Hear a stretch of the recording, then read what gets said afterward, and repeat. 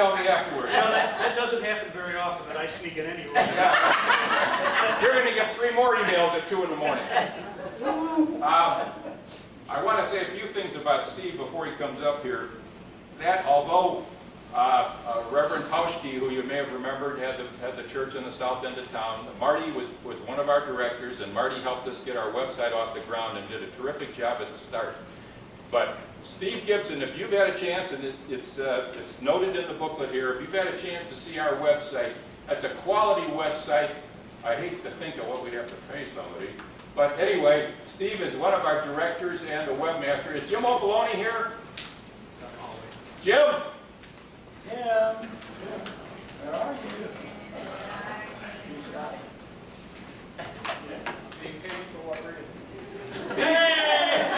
These two guys, our message, if we didn't have the internet and we didn't have the website, our message wouldn't get anywhere.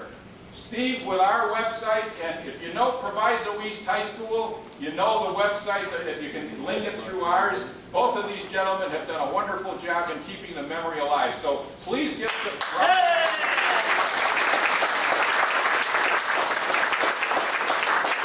He always dresses like that because he doesn't think I'm going to bring him up, but that's why I always do it.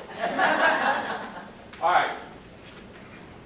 Now it's time for the Hellships Memorial presentation.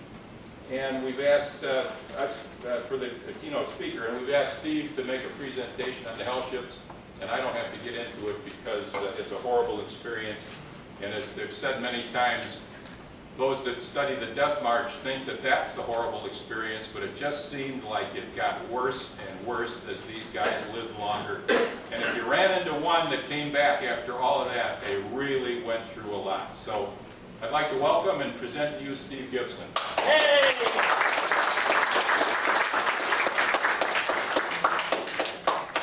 Wow, thank you, Colonel McMahon. Quick reminder, I was reminded outside, if you all have a red van and it's got license plate 15841, you probably got about 15 minutes and then the lights won't be on anymore. Okay? Lights are on right now. All right. Okay. All right, good afternoon. I really, first of all, want to thank everybody that came out today. My wife and I just flew back from Portland, Oregon last night, and we thought that we really were doing fantastic. We had great weather and everything else.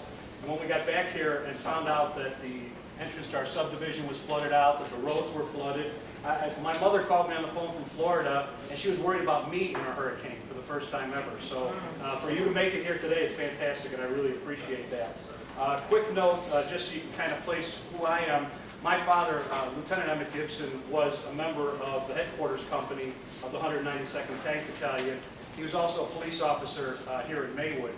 He passed away 50 years ago next week, and he was one of the first members of the American Bataan Clan when he got back in 1942, and I'm very proud to be standing here today. What I'm going to talk to you about is something that I've talked about in 2 previous Bataan days. If you've been here, you've probably already seen that.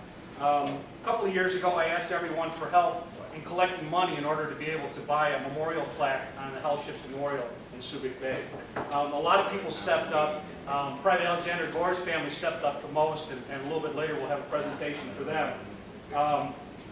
Because of that, we are represented today at the Hellships Memorial in Subic Bay. We've got a great plaque. We've got a nice picture of that. This year, the directors and the officers of the Maywood Bataan organization asked me to spend a little bit more time to help explain exactly how the Hellships played a role in the saga of the men of the 192nd. I'm truly humbled to be asked, and I'm humbled to be able to tell you a little bit about that today. First of all, Jim was already here. I want to thank him because he really helped me in my research on this. And I also want to mention a book called Death on the Hellships by a gentleman by the name of Gregory Mitchell. And I just want to tell him that because I've really stolen quite a bit of what I'm going to talk about today from his book. It's hard to find good, solid facts, but his book is outstanding. And if you get a chance and you're interested in this topic at all, either see me or email me, and I'll be happy to give you the information on the book. The simplest part of discussing the Hellships is to tell you what they were. They were Japanese ships of many different types, everything from cargo ships to ocean liners. And they were converted into transport ships, and they were used with brutal efficiency to move thousands and thousands of people, personnel. Just like they use transport ships for other types of war material, the Japanese use these, what we call hell ships today, to transport personnel. From the beginning, the passengers probably always considered them to be hell ships, but what started out as brutal and oppressive by the Japanese, by the end of the war, turned into something that was truly hellish. Like most of the POW story of World War II, only recently most of the details are coming out.